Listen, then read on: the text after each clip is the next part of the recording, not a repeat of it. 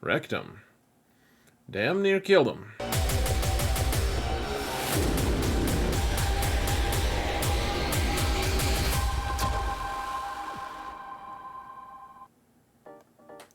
Hello everyone and welcome to another episode of Xerath Prevails.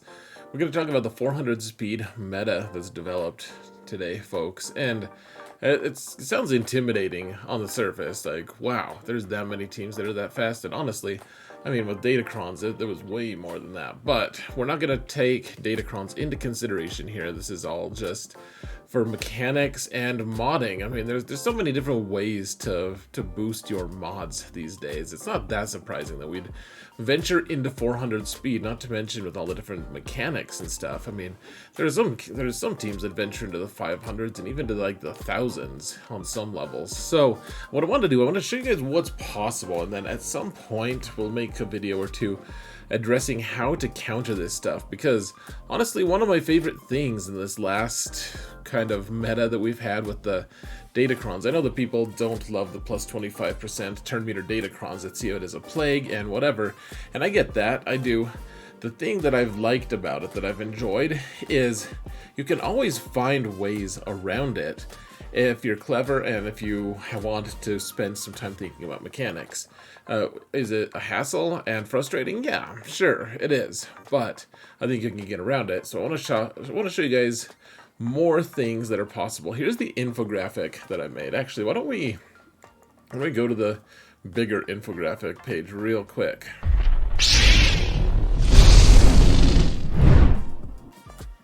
Here we are in the infographic.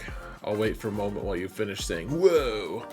Alright, so here's the thing, guys. This isn't, obviously can't give you all of the details, but if you want to find this infographic, it's obviously, maybe not obviously, but it's in the Discord server, linked in the video description for the Gambit server. And it's in the channel called Infographics. You guys can go pick it up if you like. It's free. And it's just kind of a chart. I mean, I don't know. You guys will have to let me know if I missed any. I'm sure I did. There's a few of them. I mean, like Rex is pretty close to being able to get to 400 speed, for instance. You know, some nice sister fringe cases might be able to, etc. But overall, I think this captures it pretty nicely.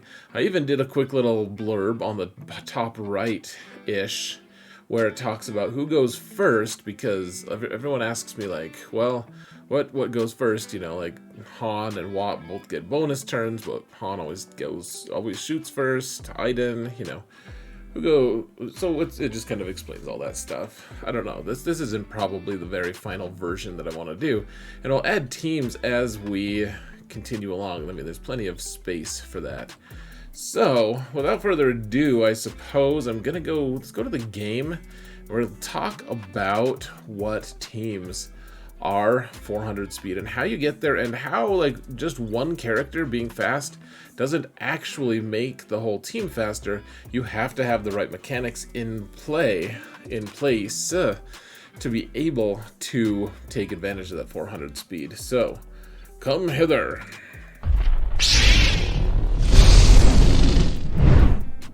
Whoa, we're in the game. Madness. What? This is so crazy. Okay, guys, so first off, the obvious ones. We have Galactic Legends, which not all of them are actually built to make your characters go right after them, to be able to bridge. They all tend to give speed and everything. It's like 7 of the teams. We're not going to talk about Galactic Legends because they're fairly obvious. All of them require a minimum of mods to make them over 400 speed. Most of them should be right around 500 speed, and most of them can bridge a little bit.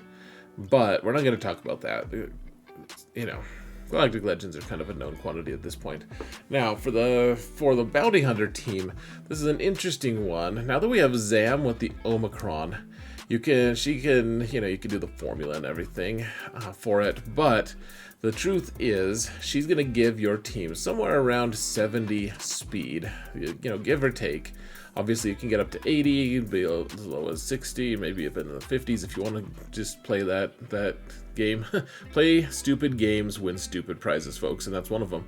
But Zam makes your bounty hunters just straight up get a speed boost. So like right away, Bosk can be easily 330 speed. Well, I don't know about if it's easily, but you know, and a lot of the discussion, folks, that I'm going to be having about mods is going to be because you know, this is a lot of them require high-end mods. And so I just want to talk about what it requires to get there. So Bosk 330 speed, it's not completely unreasonable. I don't even think mine is quite there, but I mean it's pretty quick. Yeah, 328. And my Zam, you know, she gives over 70 speed. So this team, the thing that's really important with this team is, so Zam makes them fast. That's an important component, but then you need Bosk, and then you probably need Grief to be 1 speed slower, so there's that. But then you can kind of chain them, and you guys can watch videos that I've done this for in the past. I think I have Faction Essentials Bounty Hunters, but Mando is giving them all turn meter every time they crit, and Mando himself is gaining turn meter every time he crits. He gains 30% turn meter, and that's kind of the way they chain it. So Bosk goes, he taunts, Grief goes with a special and calls a mass assist or something. Bosk then goes because he has Frenzy because of his taunt, and then he calls the mass assist. Usually at that point, Mando gets to go. He can usually get the contract under Aura and destroy someone. So that's a pretty relevant thing. It's pretty consistent because you're dragging Mando through turn meter space and time to be able to get there. He's actually... So everyone else starts at 400 speed. Mando is, you know, I mean, I guess if he's plus 70 speed, he's still in the 310 range, but he's gonna just boost it out of there. Troopers are easy enough to go to get there, folks. So plus 20 speed from Veers. Moff Gideon can be to 380. Yes, that's fairly rare, but you can. So there's 400 speed on its own. Moff Gideon can drop everyone's turn meter, however. So if he goes first, he can drop everyone's turn meter and then give everyone else 25% turn meter, therefore having the troopers go before any of their opponents.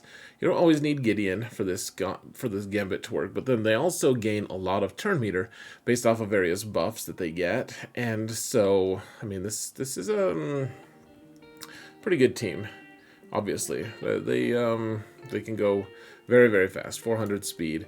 You can maybe even get them a little faster nowadays with the Grit Cron, though we're not trying not to talk about Crons because they're temporary, and at this stage it's not worth keeping them into these long-term guides.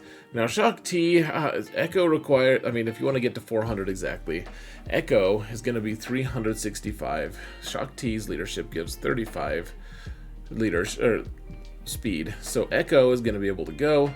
The cool thing about this, guys, is the team doesn't have to be super fast, and honestly, you can just have a hunter lead with Shakti hanging out, and as long as people are hitting clones, Shakti is going to gain so much turn meter when they get hit, if you don't go first, that she's going to get a turn. She's going to, because she gains turn meter every time she's hit or a clone is hit, she can hand the next turn to Echo, and then Echo can start the whole turn meter train with all the things and the stuff that happens with all the spells of buffs, giving everyone turn meter and everything. It's quite the impressive team. I really do like Shakti on the Bad Batch team. If Bad Batch are on offense, on defense, the Shakti lead does make this team fairly unapproachable. General Grievous is an interesting one. So if you want to take out like Mara Jade teams, or rather like Starkiller with Mara Jade, which are really fast, you know, easily in the 400 range, like 430s even. The way you can do it a couple ways. First, you can take Newt here instead of BB-8.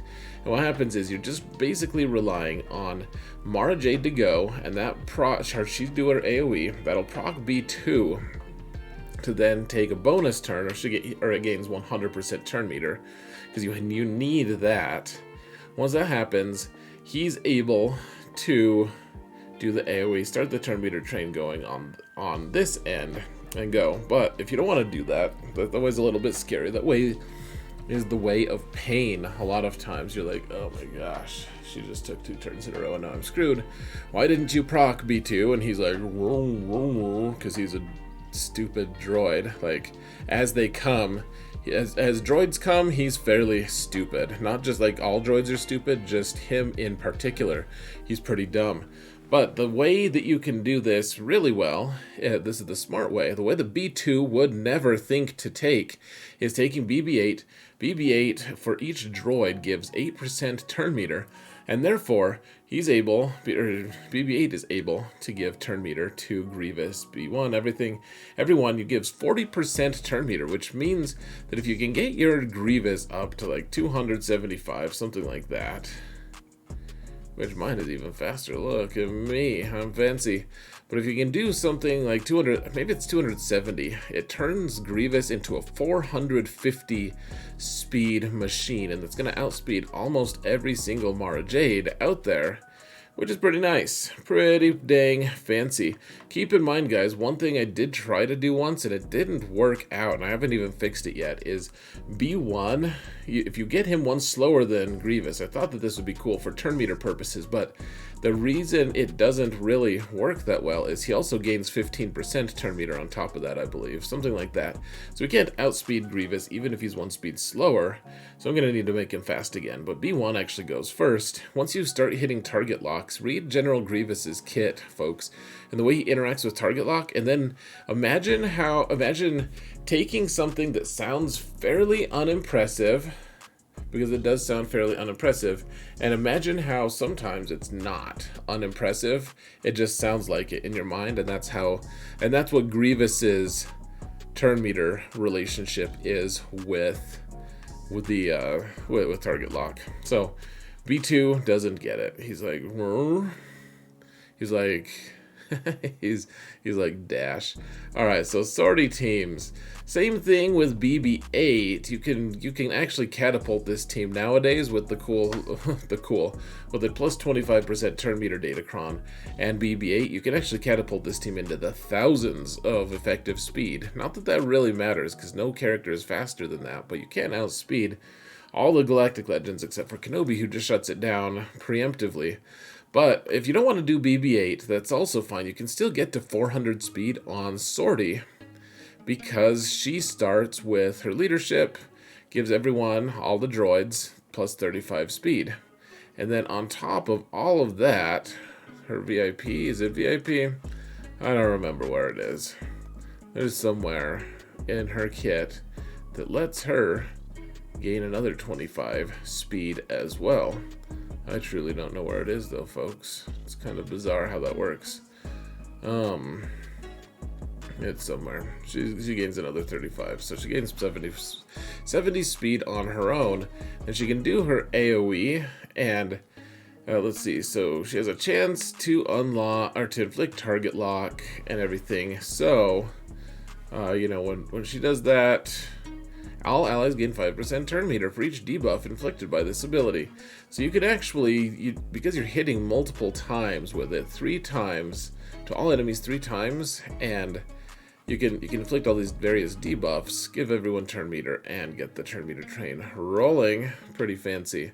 Sortie can get to 400 speed if she is at 330 speed to start with, which isn't that difficult to get to, though. I think mine is like at 323, something like that. So Starkiller teams. Gosh, this is so stupid. I don't know why I did this, but Mara Jade should not be the leader. It should be Emperor Palpatine. However, it's one really easy thing. Starkiller gives everyone 70 speed if we meet all of the different stipulations in his unique, and if you have the unique Omicron in GAC. Now in GAC, he's that fast. In Territory Wars, it's maybe a little bit different, but anyways, we've got the First Order TIE Pilot Omicron that gives 100 speed straight up. You have Crew here who gives plus 30 speed on his leadership, and if you want to do that, I mean, you only need a 270 speed someone to get to 400. I don't know why you'd only stop at 270, but just to get to 300 or 400 speed, not too hard. Like OG Kylo can then do his AoE and give everyone 25% turn meter, and the turn meter train is on. It is game. It's time to go. B11 Versio, you can make her pretty fast. You can't really get her to 400 speed, I don't think, but maybe you could. I haven't really looked at that. The fact of the matter is, though, she starts her fight at 100% turn meter, which means that it doesn't matter how fast anyone is, as long as they don't block turn meter. Like Hux will block it, Jedi or General Master Jedi Kenobi. Try to decode that one, B2, but Kenobi will stop that in its tracks because it's turn meter, and you gain 100% turn meter. Otherwise, they could be a billion speed, and she would still go before them as long as they didn't block her turn meter gain.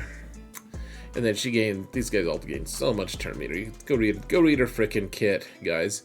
Unless you're illiterate like B2, in which case, carry on. You're not smart enough to learn how to read.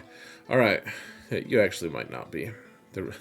I bet most people can learn how to read if given the proper opportunity. Now, Ewoks are an interesting one. So, Pat Blue. Look at this, I have my one relic character. It's because every once in a while Ewoks get me red crate pretty easily.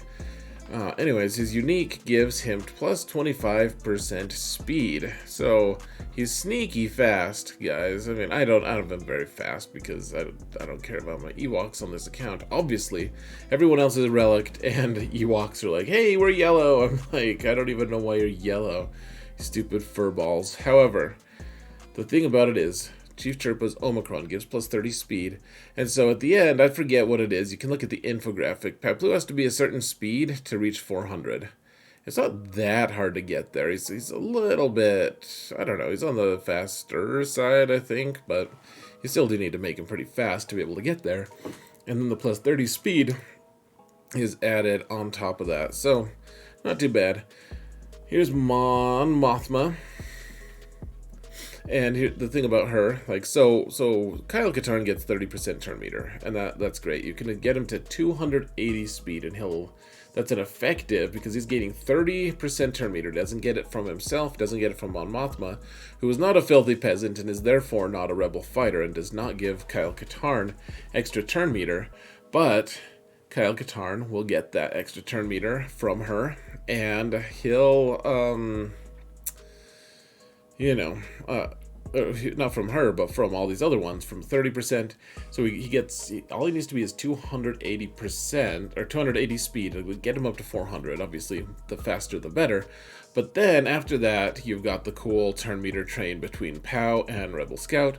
Sometimes, with Kyle, you can just do a basic attack, in fact, and then that'll give POW an extra 5% turn meter. So, just things to think about, guys. The turn meter train on this team is formidable, to say the least.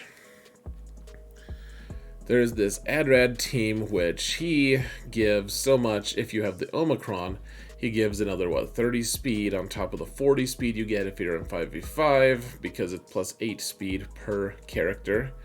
Or plus 8 speed per Rogue One character, rather. They don't really have a way to perpetuate their turn meter train, but Radis is 400 speed, and I guess the rest of the team can get to somewhere around there, and they can kind of sustain that, actually.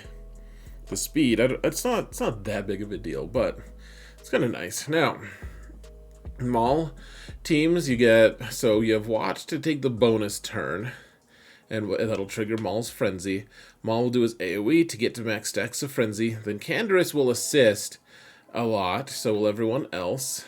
And, once he he assists so much, there's like this little bug that you get a ton of turn meter from him. He can be really slow, and he's still gonna go before, like, the majority of really fast characters. And that'll give him a chance to do the AoE. It'll trigger Maul to go into a killing spree. Now, you can kind of emulate this with Droideka. Remember, Droideka, all you have to do, he gains 50% extra speed, so my Droideka is pretty slow, but he's 174, so if you wanted to gain 50% speed, I mean, that's still not that impressive, but you can get him into the 200s somewhere. Once you get him to 200 speed, then, I mean, he gains 100 extra speed on top of that, so that's 300 speed. I mean, still not super fast, You have to get him significantly faster, but once you can get him to that speed, guys, then he can start somewhere around 390 or so, and then get the turn meter train started. I know that that's not quite 400, but if you want to do Droideka, it's the cheaper version. Then Watt, I don't necessarily love taking Maul away from my Lord Vader though, so there's always that as well. So I don't want to keep my Droideka fast. Now we have Dash, and honestly, guys, he's not gonna get to 400 speed. There's no one out there who gets him there. Wow, this is unacceptable, folks. Hold on. Ah, there we are. Okay, so we have Dash, and yeah, he gives himself plus 20 speed. My Dash is what? It used to be 366. I think I slowed him down. Yeah, 362. I used to be in the top, like, 30 fastest dashes in the game. But it does, yeah, it doesn't matter. So he's close to 400 speed, and that's it. He gives so much turn meter that Kira takes that turn meter. It kind of just distributes to everyone. It's very cool with AoE. Check that out sometime, guys. Check it out. All right, so we've got QuiGon here with Ki-Adi-Mundi. If the secret is everyone needs to be Galactic Republic Jedi, but when that happens, Qui-Gon in his lead gives 30 speed. Ki-Adi-Mundi gives 30 speed, and then you can also, on top of that, have Ki-Adi-Mundi starts in his starting stance, gains plus 20 speed. So, Ki-Adi-Mundi is actually plus, as long as you're all Galactic Republic Jedi, he's actually going to be plus 80 speed. So if you get him to 320, which I don't think I have him there. Yeah, not even really that close. It's fairly rare to get him to 320, but you can get him pretty quick, though, guys. Once you get him to that 300, or once you get him to 320, then he hits 400. Not that 400 is like this arbitrary milestone that you have to get to, but this is another team that gets very, very fast, and people don't realize just how fast Ki-Adi-Mundi is because they don't realize the plus stance, and they don't realize the Galactic Republic Jedi and all that. You get 30 plus 30 speed, etc. It's very cool. Okay. So we have Darth Malgus here now, and he is super easy, like crazy easy to get to 400 speed. Everyone else gets there a little bit more difficult, but Malgus gives plus 10 speed for each Sith Empire. Darth Talon is obviously not Sith Empire, but she's able to give plus 20 speed to everyone, so that actually boosts everyone. Then Darth Malgus in GAC with the Leadership Omicron gives another plus 30 speed to everyone, and then he gives himself, on top of that plus 30 speed, he gives himself another plus 60 speed, making him like, I think he gains like 150 total speed. It's pretty nuts. Like just 250 speed will get him to base speed will get him to 400. Everyone else, a little bit more challenging because they're not getting plus 60 speed from an Omicron. Lucky Blighter. Now, this Django team with Queel. It's not like the most optimized, frankly, guys, but Django gives plus 30 speed. There are some Queels out there. Very, very, very rare. I don't know. I think I looked it up anyways. I think there are a couple Queels that are at least close to 370 speed. And then he can give everyone 25% turn meter, so you need to have everyone fast enough to keep up, or that turn meter train is just really not worth it, getting those ruinous speeds on him. You know what, I don't even think Queel can get to 400, or to 370. Yeah, that would be kind of a stretch, wouldn't it?